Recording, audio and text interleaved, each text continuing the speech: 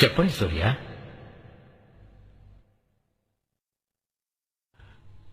ఈ కోర్టులో మీరు చెప్పే తీర్పే ఫైనలా? అవును, ఈ కోర్టులో నేను చెప్పే తీర్పే ఫైనల్. నేను నేరస్తున్నని ఈ కోర్టులో తీర్పు చెప్పబడిన తర్వాత సుప్రీంకోర్టులో నేను అప్పీల్ చేస్తే నాకు విడుదల లభిస్తుందా? అఫ్ కోర్స్, మీరు విడుదలవ్వడానికి అవకాశం ఉంది. ఈ కోర్టులో నేరస్తులని నిర్ధారించబడిన వాడు పై కోర్టులో విడుదలయ్యే అవకాశం ఉంటే ఈ కోర్టు ఎందుకు, మీరెందుకు, నేనెందుకు, ఈ లాయర్లు ఎందుకు? కేసు ఒకటి, తీర్పు రెండా? అలా రెండు తీర్పులు ఉన్నాయంటే చట్టంలోనూ న్యాయశాఖలోనూ ఏదో తప్పుందనేగా అర్థం. హైకోర్టు హైదరాబాద్ లో, సుప్రీంకోర్టు ఢిల్లీలో. డబ్బున్న వాళ్ళు ఎక్కడికైనా వెళ్లి వాదించి గెలవగలరు. పేదవారికి సాధ్యం అవుతుందా యువరానా? ఒక కేసుని ఒక కోర్టులో ఒక్కసారికి 100 సార్లు విచారణ చేయండి, కానీ తీర్పు ఒక్కటే ఉండాలి. నేరస్తుల్లో మార్పు రావాలే తప్ప తీర్పుల్లో మార్పు రాకూడదు యువరానా. సూపర్ గురు. ఆర్డర్. నా మీద నేరం మోపి ఇప్పుడు ఈ బోన్లో నిలబెట్టారు. నేను చేసిన నేరం ఏంటో తెలుసా? సార్ ఒక్క నిమిషం. బలవంతంగా ఒక అమ్మాయిని చేరిస్తే దానికి ఏం సెక్షన్ సార్? అయ్యా మీరు చెప్పండి. ఐపీసీ 376. సార్ కల్తీ నిరోధక చట్టం సెక్షన్ ఏంటో ఏ సంవత్సరం చెప్పగలరా సార్? సార్ మిమ్మల్ని సెక్షన్ 12 సార్. తప్పు సార్. సెక్షన్ 16 సంవత్సరం 1954 సార్. ఇదే సార్ నేను చేసిన తప్పు.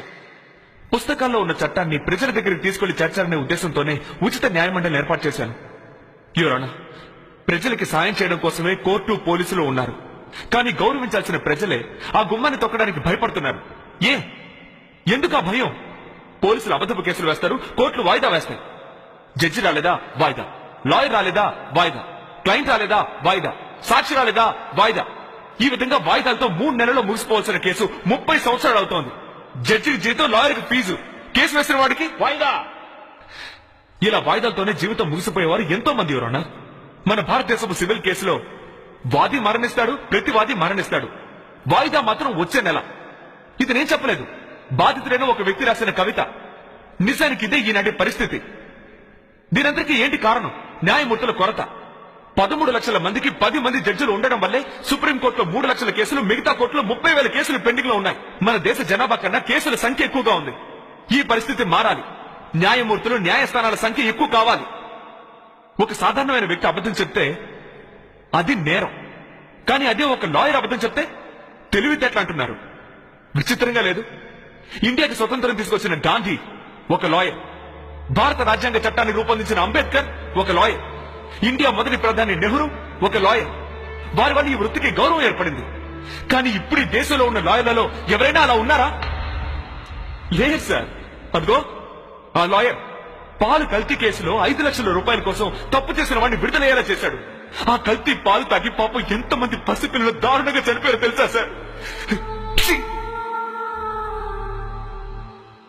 ఇది మాత్రమే కాదు సార్, ఇంకా ఎంతో మంది లాయర్లు తమ క్లయింట్ నేరస్తులని తెలిసినా కూడా డబ్బు కోసం విడుదలయ్యేలా చేస్తున్నారు. డబ్బు కావాలంటే దోపిడీ చేయొచ్చుగా, స్మగ్లింగ్ చేయొచ్చుగా, బ్రోతలు కూడా చేయొచ్చుగా. పవిత్రమైన ఈ వృత్తిని ఎందుకు సార్ అవమానించడం?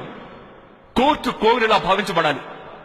జడ్జిలు, లాయర్లు దేవుళ్లుగా భావించబడాలి. యువరానా, ఒక ఎల్కేజీ క్లాసులో ఒక బిడ్డను చేర్చడానికి వెళ్తే తండ్రి ఏం చదివాడు, తల్లి ఏం చదివింది అని అడుగుతున్నారు. కానీ 5 ఏళ్లు పరిపాలించడానికి వచ్చే ఒక ఎమ్మెల్యే ఏం చదివాడని ఎవరైనా అడుగుతున్నారా? లేక చట్టమైనా అడుగుతోందా? ఈ 100 కోట్ల మందిలో ఎంతమందికి కన్స్యూమర్ కోర్టు ఉందని తెలుసు? చట్టాలే తెలియని గ్రామాలు ఎన్నున్నాయి. ప్రజలకు వాళ్ళ హక్కులు చెప్పే చట్టాలు అర్థం కాలేదు. నిత్యావసర వస్తువుల కోసం ప్రజలు మార్కెట్కి వెళ్ళి వస్తున్నట్టుగా తమ హక్కుల కోసం న్యాయస్థానాలకు వచ్చే రోజు రావాలి యువరానా. ఈ 65 సంవత్సరాల స్వతంత్ర పరిపాలనలో జరిగిన తప్పులన్నిటికీ కారణం ఎవరికి చట్టం గురించి తెలియకపోవడమే. ఇక రాజకీయ నాయకులు చట్టాన్ని ఉపయోగించుకుంటారు. తమ అధికారాన్ని ఉపయోగించి ఐఏఎస్ అధికారుల చేత తమకు కావాల్సిన పనులు చేయించుకుంటారు. చివరికి బలైపోయేది ఆ ఐఏఎస్ అధికారులు. ఎందుకు ఈ పరిస్థితి? ఇక పాఠాల్లో అశోకుడు చెట్లు నాటించాడు, చెరువు తవ్వించాడు, ఇవేమీ అవసరం లేదు. పాణిపట్ యుద్ధం, కలిగి యుద్ధం అవసరం లేదు. కావాల్సింది ఐపీసీ 75 అంటే ఏంటి, సిఆర్పిసి 307 అంటే ఏంటి, 420 అంటే ఏంటి అని తెలియాలి.